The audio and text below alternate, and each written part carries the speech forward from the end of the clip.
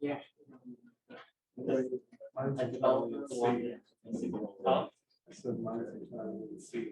Yeah. I don't mind assembly. I wasn't assembly. What architecture?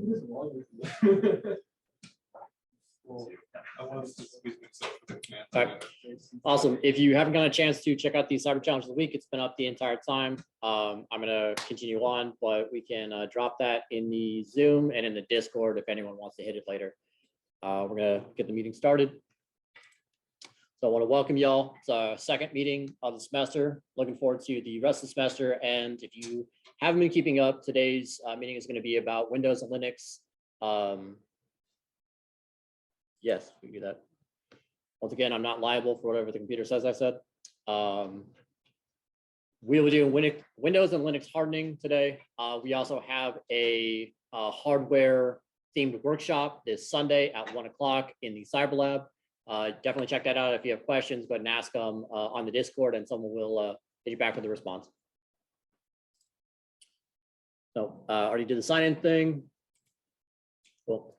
Today's topics, we got current events. Tool time, we're going over Nessus with Shuga, Windows and Linux hardening with the CCDC team. Happy to have them here, and they'll talk a little bit about that later. So we've got some competitions, some opportunities, elections. We're going to talk about DEF CON 30 again, real briefly. NCAE Cyber Games. It is open right now for the preliminary challenges, I think. I signed up and I'm putting a team together. I think we've got 2 other individuals who may or may not be in audience right now tonight that are also setting up teams. Teams are 10 members, including the captain team. If this is something that you are interested in doing, if you think that you might want to do CTFs in the future, you haven't done a lot of them in the past, this is a great way to get started. It's effectively free training. It's pretty cool, actually. But beyond that, they do talk about having some non-beginner oriented stuff later on in the competition. So even if you have a little bit of CTF experience, it's not going to hurt you to go ahead and get in this one and compete too. And this might be a great opportunity to bring in a friend and teach them how to CTF as well. The sandbox is open. They've got, I think, 3 or 4 challenges up so far. So they're pretty cool. They have videos, whole thing. It's pretty awesome. You can learn more at ncaecybergames.org, or you can grab that QR code. If you want that later, we will drop them in the Discord as well. Also, we've been informed that Wicked 6 is on this year. They have not been operating the last couple of years because of some issues with pandemics and whatnot. But this is a fundraising event for the Women's Society of Cyber Jutsu, which is a fantastic organization. They are going to have a bunch of speakers as well as a bunch of other virtual related content for you. One of the speakers is Ann Johnson. If you're not familiar, she's the VP of Security, Compliance, and Identity at Microsoft. So great person to take a couple notes from. There'll be networking in the Discord for the 24-hour period. It's up and open. The Cyber Games, variety of different stuff, including virtual escape rooms, capture the flag challenges, attack and defend, and they're going to have prizes and merch and stuff. So we're going to get more details as that goes on, but we were invited to participate, and we will definitely be putting at least 1 team together, if not more, if we're able to. So stay tuned for that. And if you want to just compete on your own, the link is there on the QR code, and we can provide that in the Discord if anyone's interested. We've also got Insomnia Hack, the teaser CTF going on this weekend. Teams already been registered, so we can have as many team members as we want. Just jump in the Discord under credentials, and you can log in. If you don't have credentials, if you go to navigate to it and it doesn't work for you, you'll need the NightSec perm. So just go ahead and either ask on how to get it or follow the instructions on the Discord. That'll open up the entire NightSec sub-channels and all that fun stuff. Going on Saturday from 1 o'clock till 1 o'clock on Sunday.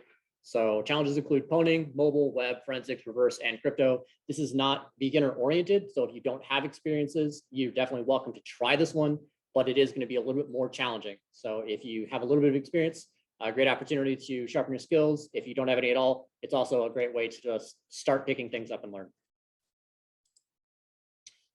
We've also got the NSA CAE-NCX Tech Talks. Cryptography ones already happened. We've got software development coming up, policy, malware, Who was it? Was it Matt? You were telling me that they were talking about some really awesome crypto algorithms, right? Yeah, so the talk I went to last night, they talked about homomorphic encryption, but talk about at a high level at least. Yeah. Like elliptic curves, RSA, and like they also talk about some like I guess you know, encryption schemes, I guess for like networking, so like symmetric, public key, public private key, digital signatures and stuff like that. So it was pretty cool. Awesome. And also talked about quantum computing and stuff like that, and how it's gonna be able to break a lot of our own encryption and stuff like that. So Right. So I don't know how many of you caught that in Zoom, but lots of like really great information. And unfortunately, we can't point you to those after the fact because recording is prohibited, and they're only available while the talk is going on. So good stuff to check out, especially if you are going to be competing in this competition. You should be reviewing this stuff and be pretty aware because it's gonna come up. But yeah, so definitely check out software development on February 8th and policy on February 22nd. Especially, so like we don't talk about a lot of policy in this club, right? We don't have a lot of people that specialize in it, but there's more to cybersecurity than just like pwning a box or being able to like break an encryption algorithm or like a lot of the stuff that we feature.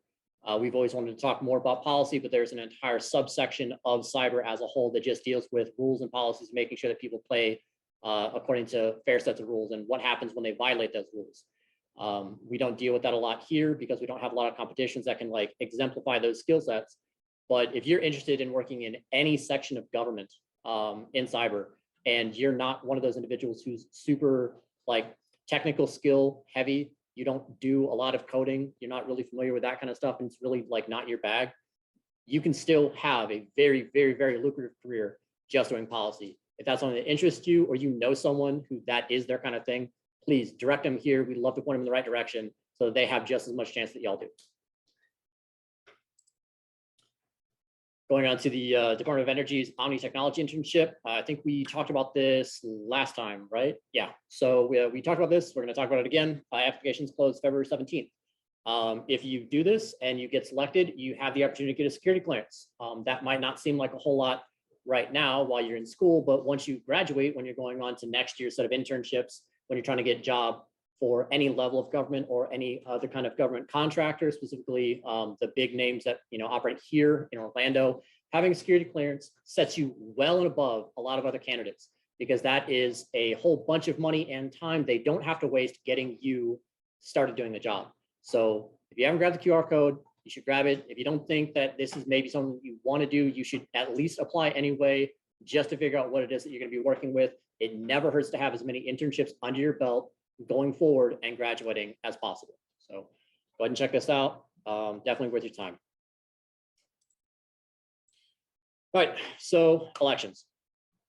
On the 25th of March, we will be opening up nominations. What that means is you or anyone else can nominate you to run for a position. That doesn't mean that you have to run. It just means that you're available to run. If you don't get nominated, you don't nominate yourself, you won't be considered. For you to be able to run, you must be a club member in good standing, and you also have to be a student, right? So unpack that a little bit. You have to be a club member, means you have to have paid dues, fill out all the paperwork, blah, blah, blah. You have to be in good standing, which means you have to attend meetings, you have to sign in so we know that you're here. And you also have to have made sure that you haven't done anything per the university that says you're not a student, right? That means having enrolled in classes and meeting minimum requirements. This is for next year because you will have to maintain all these things throughout the year according to SGA policies. Once again, blah, blah, blah, lots of stuff. We'll have Tom up here talking about that a little bit later on as we get closer to it, but just a heads up. The 15th of April will be voting day. The only people that will be allowed to vote will be active student members in good standing with the club. If you haven't signed in, if you haven't met your 50% meetings, you won't be able to vote. I'm sorry, that's just what we have to do. If you have more questions, you can ask. Once again, Dr. Nedros will be up here talking about it in the coming weeks, so stay tuned for that. DEF CON. So I was in the process of getting the Google form ready for this, and I just kind of ran out of time. So next meeting, we will be doing the voting for this. If you're interested in DEF CON, fill out the form, let us know what's up. We're trying to gather as much information as possible so that we can try to get as much of this paid for. We're expecting it's going to cost about $1,200, and I've been working with some members of SGA to figure out what exactly they'll pay for and what it is that they aren't going to pay for. What it looks like right now is we can get up to half of all expenses included paid. That means badge, that means travel, that means your stay in the hotel. And if possible, I'm going to try to get food paid for as well. So you at least have a place where you can go and get food while you're there. It is in Las Vegas. Las Vegas is expensive. So there's some things that you're not going to be covered on. So incidentals you'll have to take care of are anything that isn't included in a hotel package, your taxi service, Uber, Lyft, whatever, getting from place to place during the con. Your badge will be covered. That means your attendance and your ability to go to all of the different things that the con provides will be opened up to you. I think there's some behind the scenes stuff too that we'll be able to get you access to, but still kind of working on the details there. If you have the opportunity to do this, you totally should. Hacker Summer Camp is a great chance for you to network with people that are already in industry, learn some amazing skills that we just don't have the capacity to facilitate. If you have an interest in stuff like Wi-Fi hacking, if you have an interest in stuff like automotive hacking, if you have an interest in biohacking, these are the kinds of things that are available at DEF CON. You can go to workshops, you can go to villages, pick people's brains about exactly the things that you're most interested in. Super cool opportunity. We're going to try our best to get this going, but we need to get as much information from y'all as possible, and we need people that want to go to commit to going. So look out for that. It should be next week if we don't drop it in the Discord tonight. So let's go ahead and do current events. We've got Harrison.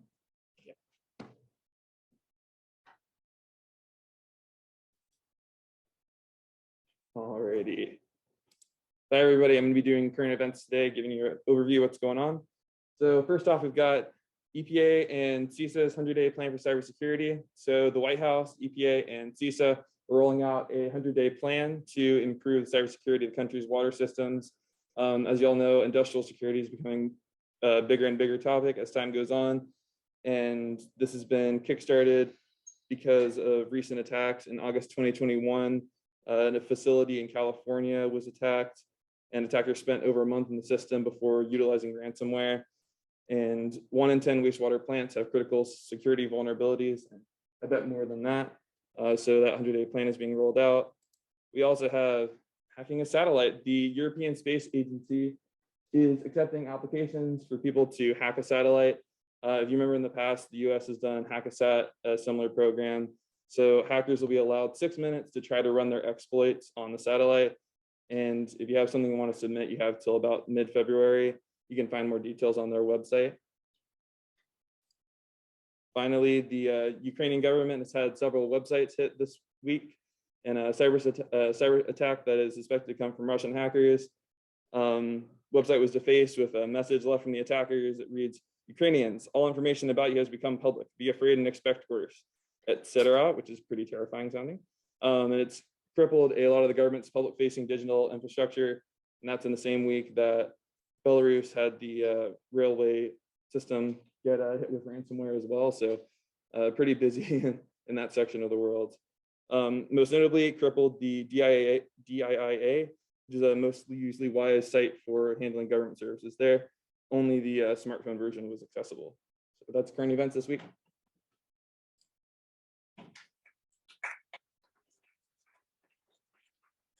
Thank you, Harrison. And let's get Jeffrey up here. We'll talk about Nessus. Thank you so much. So let's talk about Nessus. I used the wrong key. So while I'm slowly plugging in my laptop because it's dead. So what is Nessus? And crisis averted. Fantastic. So Nessus is a security vulnerability scanner. It is able to scan through a set defined amount of hosts and checks for if there's any vulnerabilities, misconfigurations, or maybe just patches you've never applied.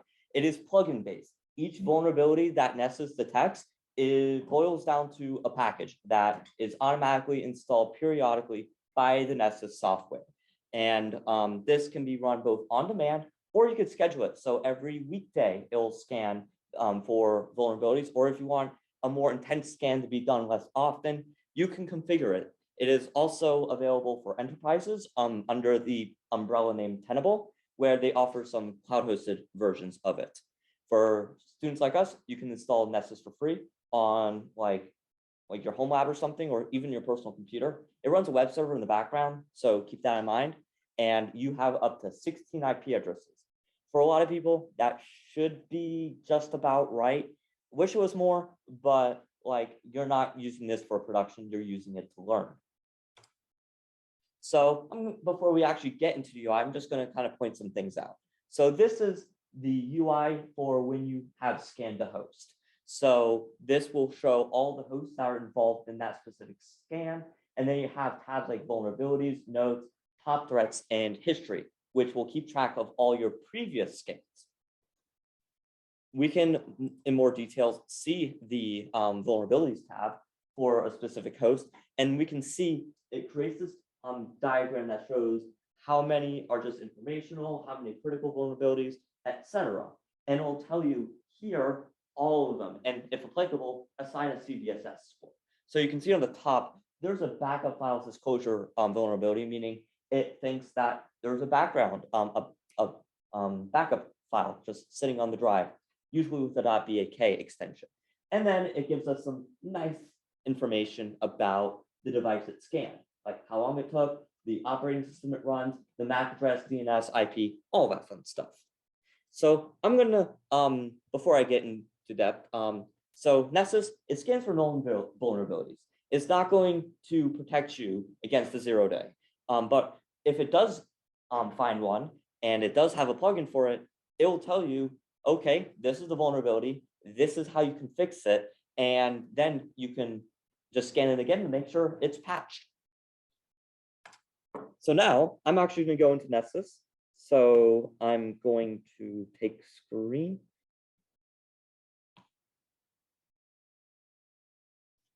And for the people in the audience, there we go. So I'm going to quickly log in and note how this is done on a web interface. So it will load up, and then here we have a bunch of scans. So I'm actually going to just for now walk through the new scan process. You can click this add button, and then you have two categories, discover and vulnerability, and also compliance. Unfortunately, you can't use the compliance stuff for free, but also you shouldn't be using this software for commercial use on the free plan. I don't think an individual is going to have to deal with PCI compliance unless they're running a business. What is interesting, though, is discovery and vulnerabilities. Discovery will see, given an IP range, if it can find anything. Sometimes it's able to find stuff more reliably than others. One thing that's nice about host discovery, it does not count towards your cap of 16 hosts per license. Vulnerabilities, on the other hand, does count towards that. And you can see that most of these are available. Basic network scan is going to be your go-to for most things. But if you have you have a web application, you can run a scan on that. And if you want to scan for traces of malware.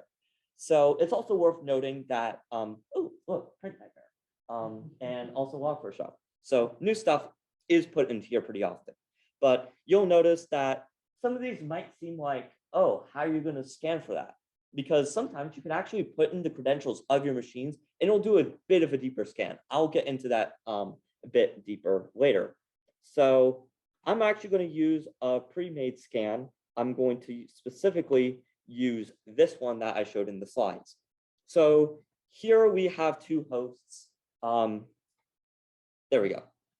We have two hosts, 10, 200, 201, 0, and 201.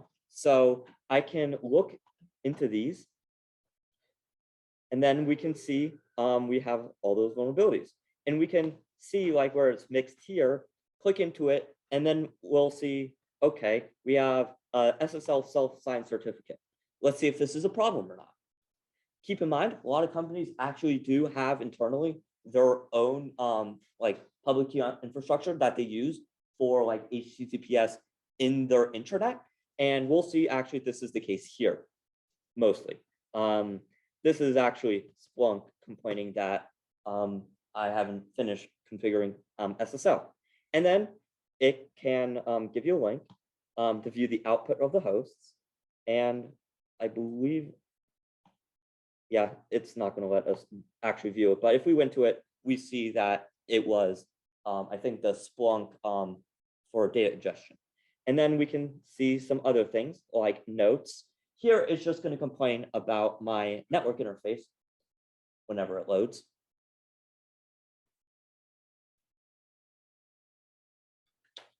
There we go. Here it's just going to complain that the network interface isn't supported because I'm technically running these scans through WireGuard on Windows, which Nessus is not designed to do. But it still works. You just have to disable pinging. And then the Viper top threats is a tab that will tell you about potential vulnerabilities you might be wanting to go in more detail on. And then the history, we can see previous scans. Let's actually look at something that's more interesting than my SSL certificate is bad. So if I click this January 2nd scan, or this January 1st scan actually, and then I'm going to go, oh yes, this is the bad scan. This is the good scan. And if I go, now we got something. So this is an old scan. Nessus will allow you to view historical data as well.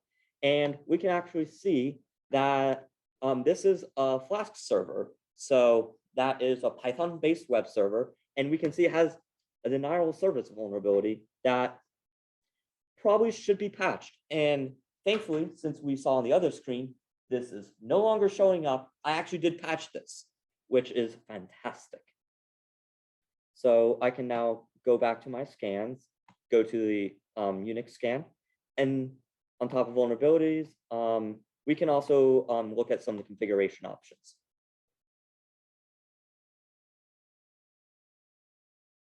So here we can see we have the name of the scan. We can set up a schedule. Here I'm not running the schedule because it's more so for periodic running. I can also enable notifications if I had an email server, as well as some other stuff. If I wanted the hard code credentials, here I have 2 SSH credentials hard coded into Nessus that it will try to log into to dig a bit more to see if it can find anything juicy. I'm using public key authentication. That is by far one of the better ways to authenticate into a Linux machine. And we are probably going to have Matt go more in detail there. And then we have our plugins. So this is everything that Nessus is going to check for. We can have things with Cisco or DNS. And you can see that like it is listing all the scary vulnerabilities. If I go to web servers, and then you can see that we have a bunch of checks that will do on a web server, and it will give each of them an ID, which you really don't need to know, but yeah. And it can also generate reports. So if you actually, I believe per scan, it will allow you to generate a PDF by going to report, and you can export it as like an HTML, and it'll take like 10 seconds, and then it'll download it. And then it'll give us a nice professionally formatted report that will tell us, like, if you wanted to hand it to like an executive, hand this report over, and if they're technically minded, they might know what it is. Of course, if you are giving it to an executive, actually dumb it down. And one more thing I'm going to go over, I'm not going to actually run a scan because that can take like half an hour to an hour to maybe longer if you have more hosts. This is the launch button. If I wanted to launch a scan, I just click here and I click default. And then I wait. You can now see it's running. Of course, I do not have time to watch the scan finish, so I am going to take control of the screen again. And that will be all for today. Does anyone have any questions about Nessus? How do you scan a Windows system? You can't use public key. You can do stuff. I believe you can pass either an NTLM hash. You can provide the credentials, and there are like I think 2 other ways that you can log into a Windows machine.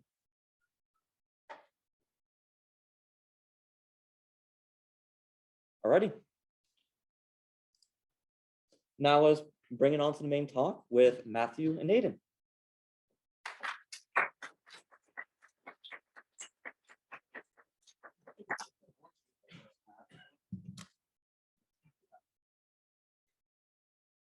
Alrighty.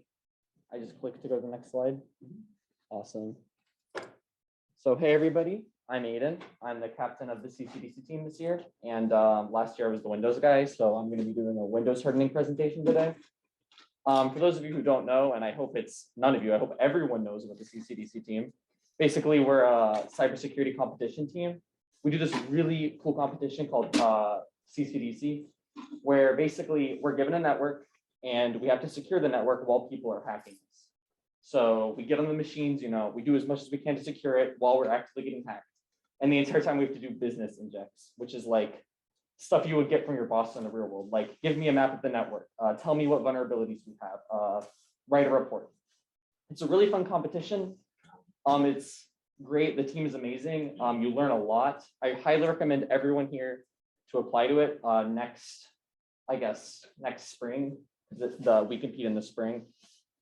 But yeah, anyway, so I'm going to move on to Windows hardening. So what does Windows hardening mean anyway, right? So when I say hardening, I mean increase security and reduce the risk of compromise, right?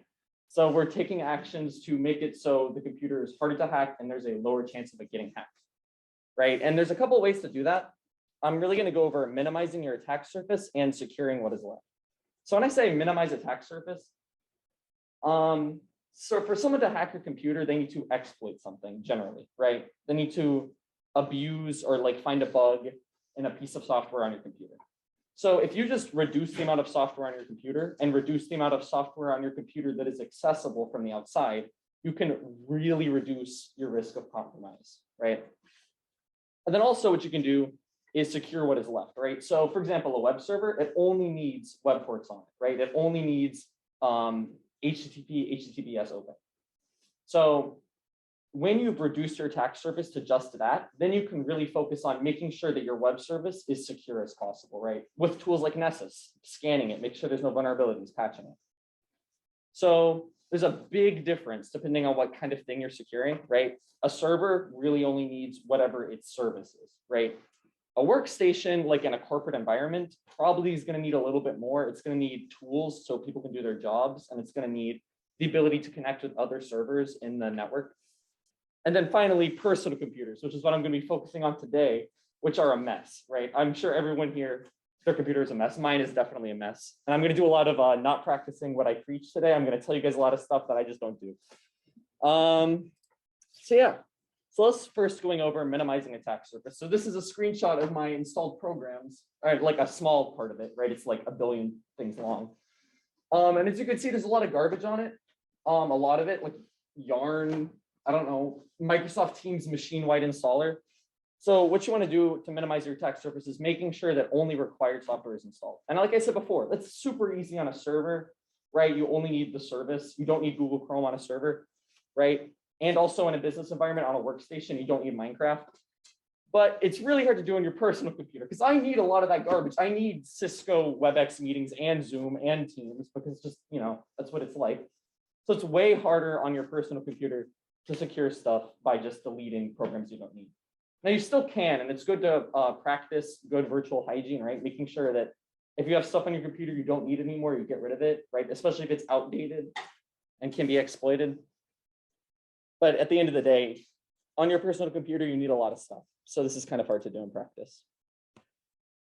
So there's this really cool tool in Windows called AppLocker, which is part of group policy. And it lets you dictate basically which executables can be used and by whom. And it's an enterprise tool, right? You can do it with group policy. If you guys know how that works, you change one settings basically in this distributed system, and then all the workstations get it. At a past job at working IT, I had one of my previous coworkers set up AppLocker, but they didn't turn it on. And because they never turned it on, they never realized that the rules they made it so absolutely nothing could be executed by anybody. Then later, when I was working there, due to some events that occurred, AppLocker got switched on accidentally. So I came into the office one day and literally no one could do anything. So that was a really fun day. But yeah, for reasons like that, AppLocker is not super feasible for your personal computer, right? You need a billion executables. Everyone's got a ton of stuff running. And it's kind of pointless to use too, because for a lot of you, I'm sure the only user account on your computer is your own. So you don't need to, stop other people from using executables because it's just you. But it's a good enterprise tool if used correctly. All right, so another thing you can do to make sure you're secure is user management. So you need to know which accounts are on your device. And there's a couple ways of doing that. You can use net user or get local user, depending on whether you like CMD or PowerShell. And that'll just list accounts on your device. Every Windows computer probably has your account, has the default administrator account, and has the default guest account. And you cannot delete those, and you cannot make the default administrator account not an administrator. So I think everyone should check and make sure that the default administrator account is disabled and the default guest account is disabled, because like that's a really stupid way to get hacked. Also, you shouldn't be using your device as an administrator. And this is one of the things I just don't do. But like technically best practice is to have your user account and then an admin account. And you only log into the admin account when you need to do something administrative, right? Like sudo, but like really bootleg. I don't do that, but it's something you definitely should do. And UAC, user account control. This is actually something I do, and I think I suggest everyone should. You know that really annoying pop-up that appears whenever you run anything that's like, hey, this program wants to make changes to your computer. It's actually really, really good. It's really, really useful. And it stops script kiddies really well. A lot of metasploitable modules stop functioning correctly when UAC is on. So I really recommend everyone turn that on. You can just hit the Windows key, type in UAC, drag the slider all the way up. It's a really good feature for protecting you. All right, so now we're going to go over to networking. So Windows is a very chatty operating system, and a lot of that is because it's meant to be used in an enterprise environment, right? So right here on the screen is me running netstat tech ANO. What that does is basically showing the protocol, the address that this process is listening on, if anything's connecting to it, the address that's connecting to it, its state, and the process ID, right? So at the very top, way beyond where I can reach, it says protocol TCP 000:445 listening for PID 4. You guys see that line? So does anyone know? I'm sure a lot of you know port 445 is SMB, which is, the notorious eternal blue bad port. And I don't really need to be using SMB on my computer, right? But it's on by default on Windows because it's used a lot with Active Directory. So there's a ton of stuff that Windows is just listening all the time, right? My computer is listening on all of these ports. And it's important to be aware of what your computer's listening on and getting rid of stuff you don't need. Also, another thing is that programs listen on these ports regardless of firewall. So if you run netstat tech ANO, all this stuff will come up. But if you're blocking it on the firewall, it'll still be in this list, but it's not actually reachable. So that's something to keep in mind. So now we're going to go over that firewall. So the Windows firewall, basically, it allows connections based on rules. Its default setting is to allow all outbound connections. So, your web browsers, it lets go through. Anything that's coming from your computer and going outside, it lets out by default. It also has multiple profiles, which are incredibly confusing and a mess, honestly. This is a screenshot of my firewall at my house, and it's saying I'm using the private profile. I have always struggled to make it switch profiles, and honestly, the profiles don't even matter that much.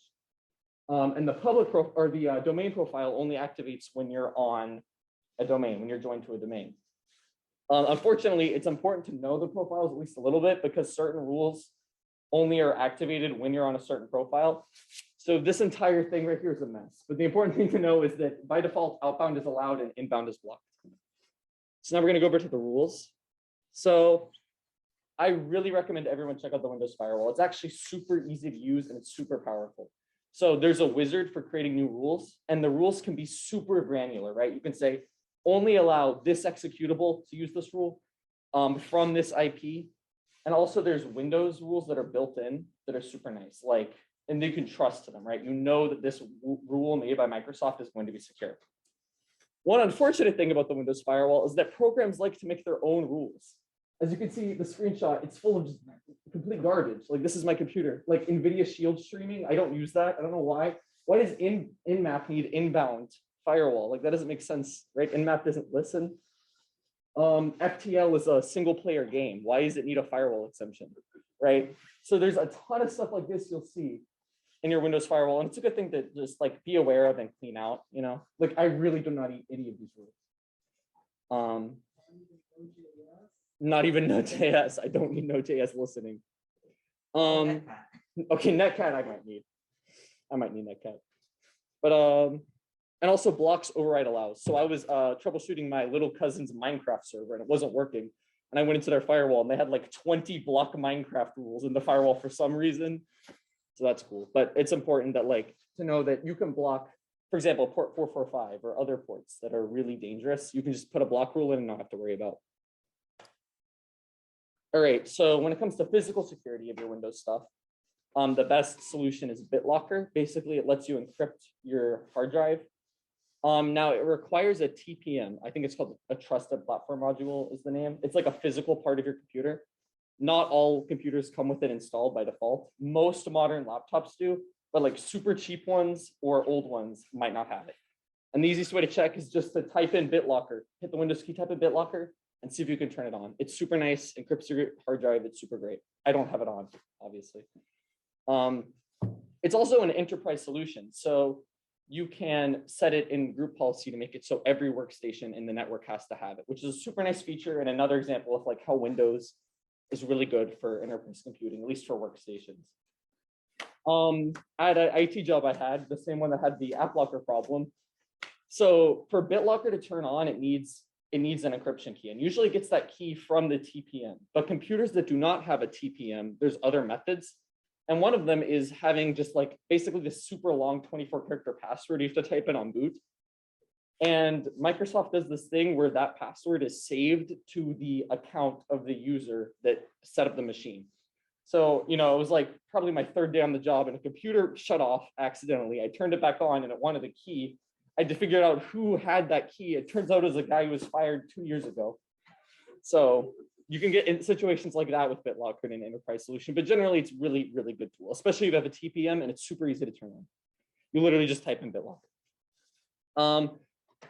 Then there's obvious stuff with physical security, right? Like have a password on your computer just so no one can like randomly log in, right? Don't use random flash drives you find on the ground. Also, don't use random vape pins and plug them into your computer or Bluetooth speakers. There's been examples of people hiding spyware in those, which is cool, but a risk. Okay, so I'm just gonna go through some other random sort of things you can do, right? Windows Defender is a super, super good program. It's like, I know in the past, Windows Defender has been kind of a joke as an antivirus, but it's actually really amazing. And I really recommend people use it. It's way better than like, you know, Avast or Norton. But you should also know your antivirus exclusions, right? So here are my exclusions and you can find those if you go into your Windows Defender settings. So I've got my Kali Linux directory as an exclusion because I don't want Windows constantly deleting all my hacking tools that I need, right? And I've also got dsandbox, which I just put other random hacking stuff I need. So if anyone wants to hack me, that's the path to do it in. Also, updates are super important. I hate Windows Update. Windows Update is terrible, but it's actually super good for, you know, patching stuff that's bad. Browser updates are also super, super critical, right? Your browser needs to be constantly up to date because if there's an exploit for it, that's a really easy way for you to get hacked. Just navigating to a website that has a vulnerability and then it's running on your computer. And also update your antivirus definitions just in case. Hopefully none of you guys go to sketchy websites and download stuff that could be a virus, but keeping your antivirus stuff up to date is good as well. Another thing is backups. I have personally destroyed computers that I didn't have backups to and it sucked. So make sure you're backing up your stuff. It's the current year. It's super easy to back stuff up to the cloud. I'm pretty sure UCF gives us like a terabyte of free OneDrive storage. So backups are really important. Also, you should know your local network, right? Most of the time, the firewall for your, or the router for your home network is protecting you. But when you're at like a Starbucks or like, you know, somewhere where the computers you're on the same local network with aren't trusted, it's important to be a little careful in situations like that, especially when connecting to random public Wi-Fi's. Also, don't backdoor yourself. So I'm sure everyone in this room is super enthusiastic about security and loves testing stuff, right? I love just messing with stuff on my local machine. And I've sometimes discovered that something I was messing with ended up having a backdoor on my computer that I didn't realize was there for several months. So just be careful when you're you know, learning stuff. And of course, use my NordVPN promo code as this to receive 1,000,000% off and protect yourself online.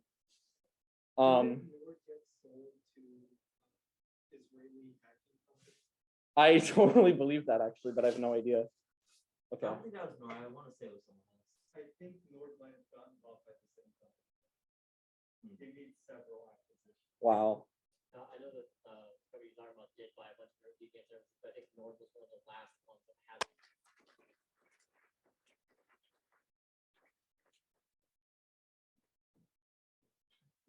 So just want to say thanks once again for our CCDC team for providing a couple of members to come up here and talk about stuff. If that is the kind of thing that you're interested in doing, like they said earlier in the beginning, definitely prepare for next year's tryouts, reach out to them, talk to them, try to figure out what exactly it is that you need to do to get your skills to the place where you can be an asset to the team. In addition, I think they're going to hang around for a couple of minutes. If you have other questions you want to ask them privately, definitely hit them up. But continuing on from that, if you want to come check out our operations meetings, they are every Tuesday at 8 p.m. If you don't want to show up in person, you can catch us on Zoom.